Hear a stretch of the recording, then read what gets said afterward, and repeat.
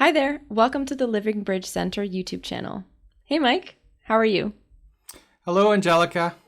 In one of my university psychology classes, we were discussing cognition and the processes that result in thinking, and I was just wondering how it is that ions passing through synapses result in thought and consciousness.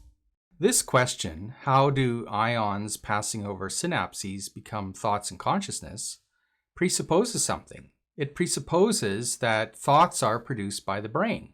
However, is this really justified? You're asking how our brain works in bringing about thinking and consciousness. Maybe it doesn't work the way we imagine it does. Let's start with an analogy. We all know the moon, how it shines, especially when it's a full moon. Would you say that the moon causes moonlight? Well, most people would probably say that the moon reflects the light of the sun. The sun is the actual cause of light, and the moon just reflects this light. Now let's compare this to our beliefs about the brain. Does the brain produce thinking like the sun? Or is the brain more like the moon, a kind of reflector that gives off thinking from another source? So I'm going to counter-propose that perhaps the brain does not actually produce thinking, but merely reflects it somehow. Oh, wow. Okay, that's definitely different from what I've learned in school. So I'm very curious to see where you're going with this. Well, how can we decide the truth of the matter? In the case of the moon, how might we decide whether it gives off its own light or merely reflects light? One way might be to build a spaceship and go to the moon and dig up some regolith or moon soil and get some moon rocks and take them back to Earth to study. Then we would discover how this material substance does not give off any light. But how can that be, since the moon clearly does give off light? This is analogous to the problem faced by neurologists. The brain clearly gives off consciousness, and the brain is made of neural structures. But we can never seem to demonstrate exactly how these neural structures, the ions passing over synapses, give off consciousness. Neurologists have been trying for more than a century to demonstrate this, but haven't been able to. It's been pretty frustrating for them, but they refuse to give up because they keep saying that the brain is made of neurons and the brain produces consciousness, so the neurons must somehow produce consciousness. On one level, it seems logical, like a syllogism, but I'm suggesting there might be a wrong assumption here. Just like how the moon reflects light from the sun. Maybe the brain doesn't produce thinking and consciousness all by itself. Maybe the brain reflects thinking and consciousness coming from somewhere else.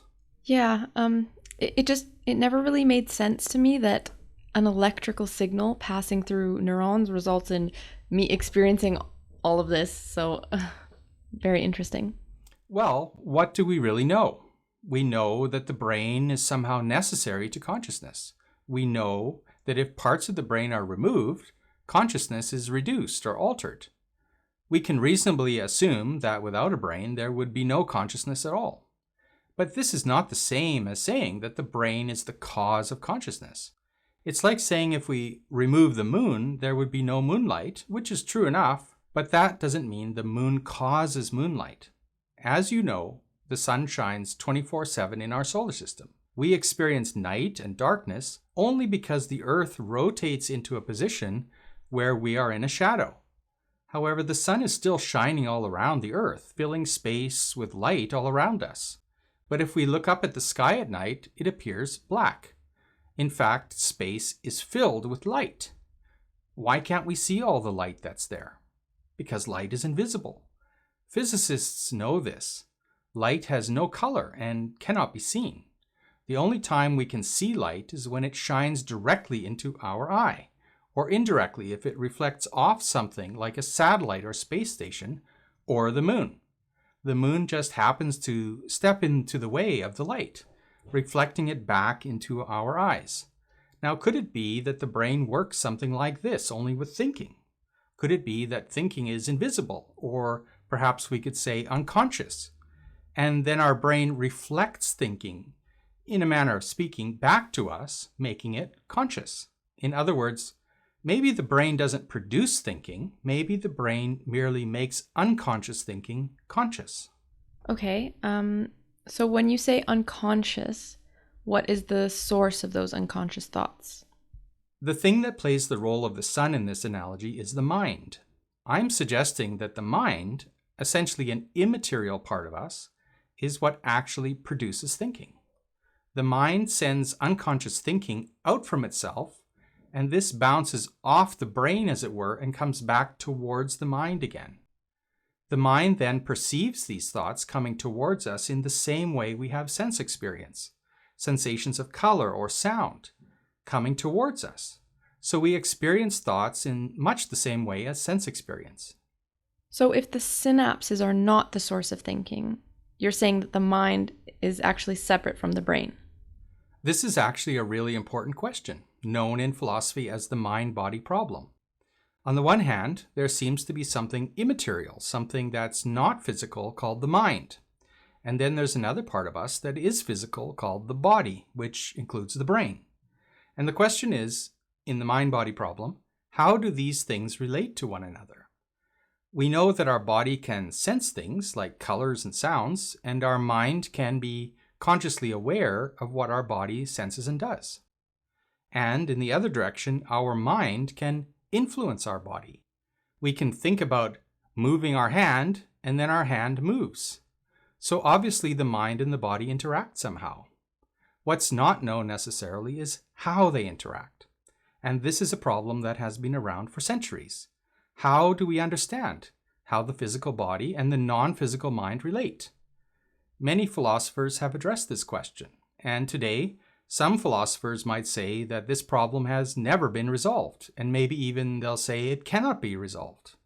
Some others believe that the body is all that exists, so there actually isn't really a mind. Such people believe that the mind is something the body produces, that thinking is produced by the brain. This is called philosophical materialism.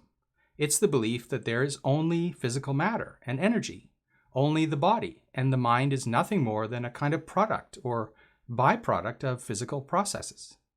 And there are others that believe the exact opposite. They believe that the only thing that exists is the mind, and the body is some kind of illusion.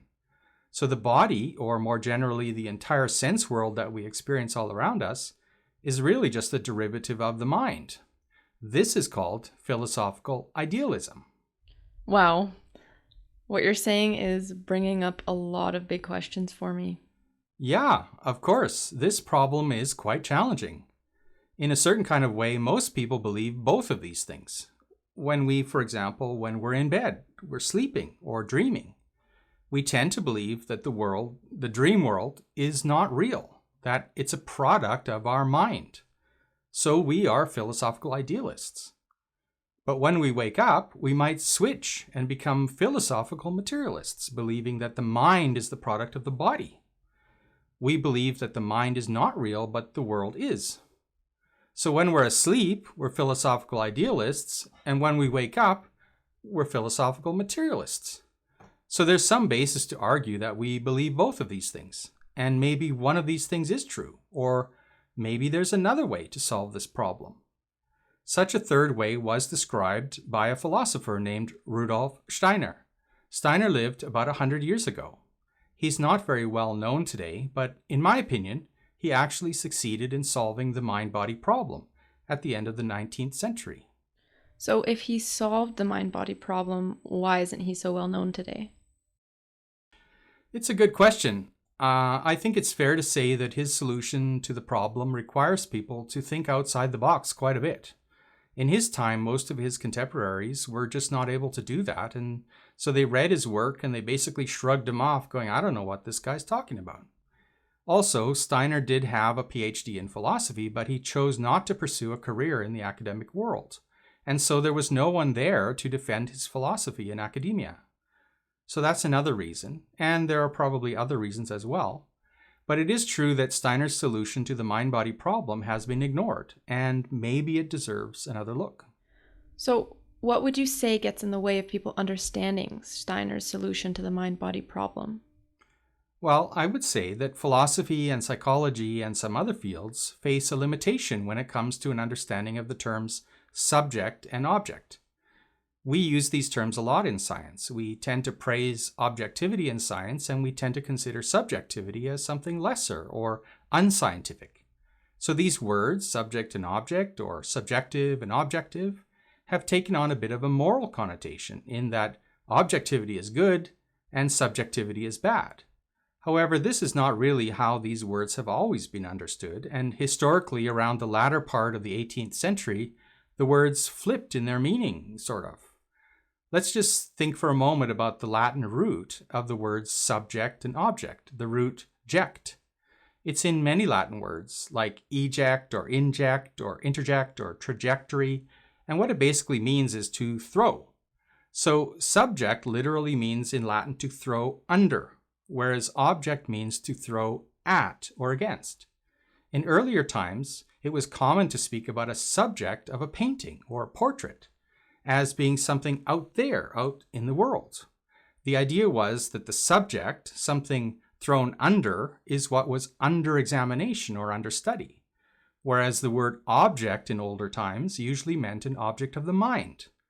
Every thought we can possibly think is about something. We can think about a tree or about a unicorn or whatever else, but we can't just think in a vacuum without thinking about something.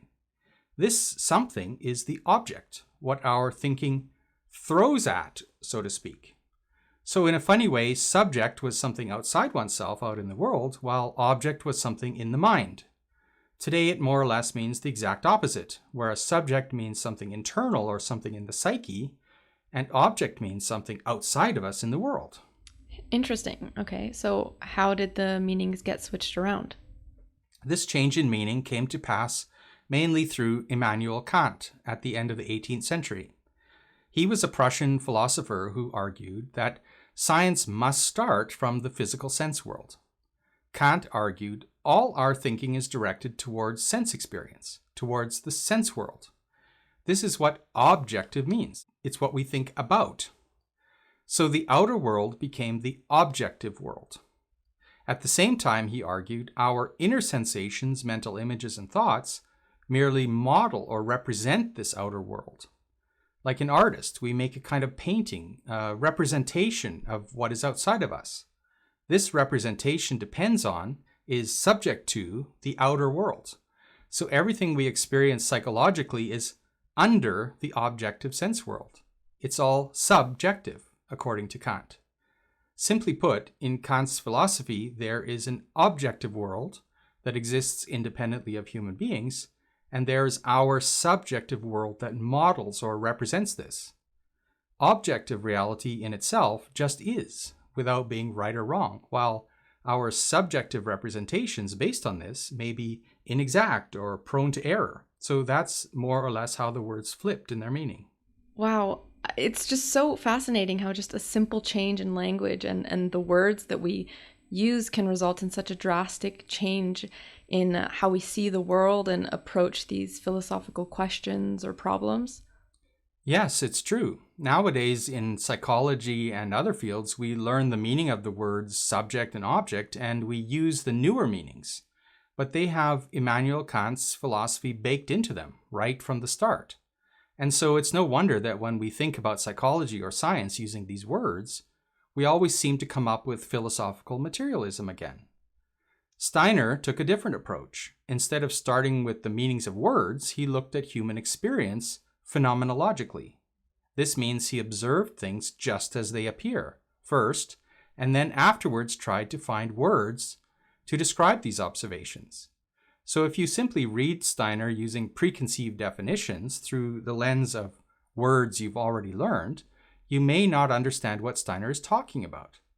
To understand Steiner, you must grasp how he observes experience and thinking as raw phenomena, and then tries to find suitable words that avoid presuppositions.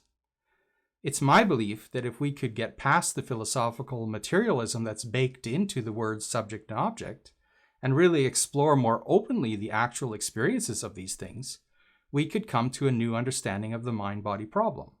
And if we did that, I believe we could read Steiner and come to a fascinating breakthrough solution to this age-old philosophical problem. Wow, that was very interesting. Thank you, Mike.